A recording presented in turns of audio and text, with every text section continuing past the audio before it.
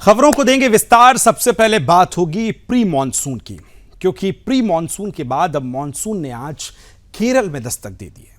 यह अपने तय समय यानी 1 जून से 8 दिन पहले केरल पहुंच गया है। मौसम विभाग के मुताबिक ये 16 साल में पहली बार हुआ है जब मॉनसून इतनी जल्दी भारत पहुंचा है। 2024 में 30 मई को केरल पहुंचा था। ये 4 दिन से देश से करीब 40 से 50 किलोमीटर दूर रुका हुआ था और शुक्रवार शाम आगे बढ़ गया है। इसके आज ही तमिलनाडु और कर्नाटक के कई इलाकों में पहुंचने की संभावना है। वहीं एक हफ्ते में देश के दक्षिणी और पूर्वोत्तर राज्यों को कवर ये कर सकता है। 4 जून तक मध्य और पूर्वी भारत तक ये पहुंचेगा। इसके अलावा विभाग ने 24 मई के लिए भी 2 तरह के रेड अलर्ट जारी किए। पहला भारी बारिश और दूसरा भीषण गर्मी। गुजरात, गोवा, महाराष्ट्र, कर्नाटक और केरल में तटीय इलाकों में 200 mm तक बारिश हो सकती है। इन राज्यों में अगले 7 दिनों तक भारी बारिश की संभावना व्यक्त की गई है। तो वहीं देश के कुल 29 राज्यों में आंधी बारिश का अलर्ट है, जबकि राजस्थान के पश्चिमी हिस्से में 27 मई तक गर्म हवाओं के चलते रहने का अनुमान है। अब जैसलमेर में शुक्रवार को सबसे ज्यादा 48 डिग्री तापमान दर्ज किया गया। इसमें आज और भी बढ़ोतरी हो सकती है। आपको बताएं कि आईएमडी के आंकड़ों के मुताबिक बीते 150 साल में मॉनसून के केरल पहुंचने की तारीखों में काफी अलग अलग जो दूरियां हैं वो नजर आती हैं। 1918 में जब मॉनसून सबसे पहले 11 मई को केरल पहुंचा था, जबकि 72 में यह देरी से यानी 18 जून को केरल पहुंचा। वहीं मौसम विभाग ने केरल के तटीय और आंतरिक क्षेत्रों में आंधी की चेतावनी जारी की।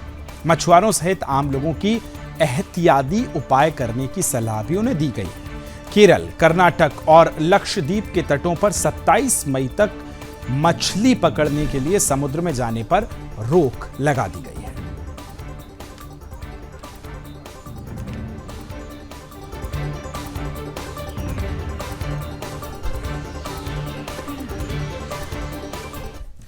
तो आपने देखा कि किस तरह से साल दर साल मॉनसून जल्दी आया है, तारीखें बदली हैं, लेकिन इस बार का अनुमान क्या कहता है? किस प्रदेश में कैसी रहेगी मौसम की स्थिति, जानेंगे। मेरे साथ केसी पांडे साहब जुड़ गए, मौसम वैज्ञानिक हैं। केसी पांडे साहब, बहुत बहुत स्वागत है आपका मेरे साथ ज्वाइन करने के लिए। पहला सवाल कि दस्तक जो है अब दे रहा है मॉनसून, इसकी दस्तक को आप कैसे वेलकम करेंगे, कैसे देखते हैं? ये अच्छा है या इसका जल्दी आना बुरे परिणाम दे सकता है? सब कुछ सर, ओवर टू यू। नमस्कार जी। ऐसा नहीं है, मानसून जो है इस बार वेल प्रेडिक्टेड है। इस बार जो है ये नसो सिस्टम में जो है इल नीनो नहीं हो रहा है, लानीना की स्थिति बन रही है। न्यूट्रल है ये नसो, इंडियन ओशियन डाइपोल वो पॉजिटिव है। और जो हिमालय, लो हिमालय और यूरेशिया में जो स्नो कवर होता है विंटर सीजन में, वो कम रहा है। इसके वजह से इंडिया में मानसून अच्छा रहेगा। अब रही बात दस्तक देने की, तो दस्तक जो है केरला में बिफोर टाइम हो गया, जो काफी पिछले कई सालों में ऐसा नहीं हुआ है। और अगर उत्तर प्रदेश की बात करें या नॉर्थ वेस्ट इंडिया की बात करें, तो मानसून जो है 20 जून के लगभग आता है, 15 और 25 के बीच में। लेकिन इस बार जो है 1 हफ्ता पहले मानसून आने की संभावना है। और अभी जो प्री मानसून सावर देखा गया है पिछले 3-4 दिनों में उत्तर प्रदेश, बिहार और जो है हरियाणा, राजस्थान, दिल्ली के ऊपर, तो ये जो है इसका बेसिकली जो प्री मानसून शावर्स हैं ये एरोसोल डोमिनेंट हो रहे हैं। एयर पॉल्यूशन जो है, एयर पॉल्यूशन क्लाइमेट चेंज के परिप्रेक्ष्य में जब एयर पॉल्यूशन बढ़ जाएगा तो थंडर क्लाउड का फॉर्मेशन ज्यादा हो जाता है। जब थंडर क्लाउड के फॉर्मेशन ज्यादा हो जाएंगे तो आंधी जैसी स्थिति बन जाएगी।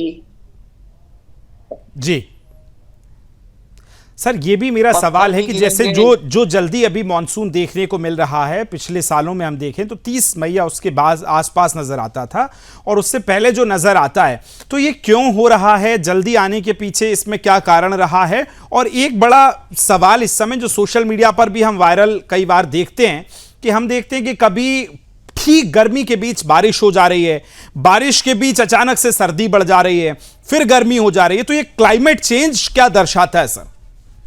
सो डेफिनेटली क्लाइमेट चेंज जो है ऐसा नहीं है कि पूरे विश्व में कोई भी ऐसी जगह नहीं है कि जो अछूता नहीं है। चाहे वो गोरखपुर हो, दिल्ली हो, बॉम्बे हो, मद्रास हो, कहीं भी क्लाइमेट चेंज का परिवर्तन देखा जा रहा है। देखिए, हम लोगों ने क्लाइमेट जो प्रोजेक्शन किया है, आने वाले फ्यूचर में जो अतिवृष्टि हो रही है जैसे कम समय में ज्यादा बारिश का होना, 1 घंटे में ही जो है 100 मिलीमीटर वर्षा हो जा रही है, उसको क्लाउड बर्स्ट बोलते हैं। एक दिन में जो है 65 मिलीमीटर वर्षा हो जा रही है, वो हैवी रेनफॉल हो गया। तो इस तरह के जो एपिसोड है वो बढ़ेंगे डेफिनेटली। क्लाउड चेंज, और क्लाउड चेंज क्यों हो रहा है, सॉरी क्लाइमेट चेंज क्यों हो रहा है कि एरोसोल्स जो है ज्यादा देखा जा रहा है, और जो इंडो गैंजेटिक प्लेन एरिया है उसमें एरोसोल जो है बहुत ज्यादा मोस्ट वनरेबल इलाका है। तो यहाँ पे थंडर क्लाउड का फॉर्मेशन ज्यादा हो रहा है, बेसमय वर्षा हो रही है, कम समय में ज्यादा वर्षा हो रही है, हवा की रफ्तार ज्यादा बन रही है। तो ये जो है क्लाइमेट चेंज टोटली जो है वो आप कह सकते हैं मतलब इन्फ्लुएंस कर रहा है वेदर पैटर्न को बदलने में। इससे जो है हमारी डे टू डे लाइफ भी डिस्टर्ब होती है। क्रॉपिंग पैटर्न पे थोड़ा ध्यान देने की जरूरत है। फसलें हमको उस तरह से करनी है कि जो टॉलरेंट वेराइटीज हो, चाहे वो ड्राउट ले लीजिए, चाहे आप जो है फ्लड ले लीजिए। और रही बात मानसून आने की, इस बार अर्ली क्यों है, तो जो इंडियन ओशियन डाइपोल हम बता रहे हैं कि जो हिंद महासागर में एक स्थिति देखी जाती है पॉजिटिव और नेगेटिव, वो जो है प्लस 0.5 से ज्यादा दिख रहा है। तो उसके वजह से ये कभी नहीं हुआ था, पिछले 50 साल में नहीं ऐसा देखा गया। तो वो उसके वजह से थोड़ा मानसून जो है एडवांस हो गया, अंडमान निकोबार में एडवांस हो गया, केरला तट पे एडवांस हो रहा है।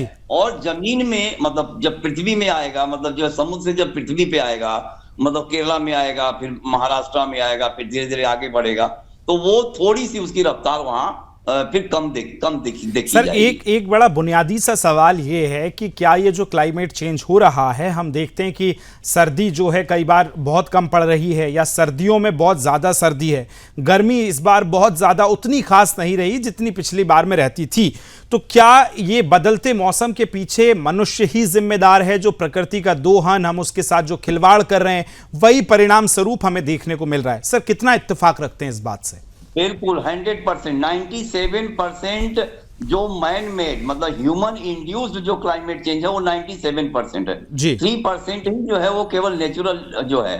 तो कहने का मतलब है कहीं न कहीं हमको बहुत ध्यान देने की जरूरत है, जागरूक होने की जरूरत है। एक घर में 4 लोग हैं, 4 गाड़ियां हैं, कम से कम गाड़ियों का उपयोग करें, पौधारोपण करें, और हमारा जो इकोसिस्टम है टोटली डिस्टर्ब हो रहा है।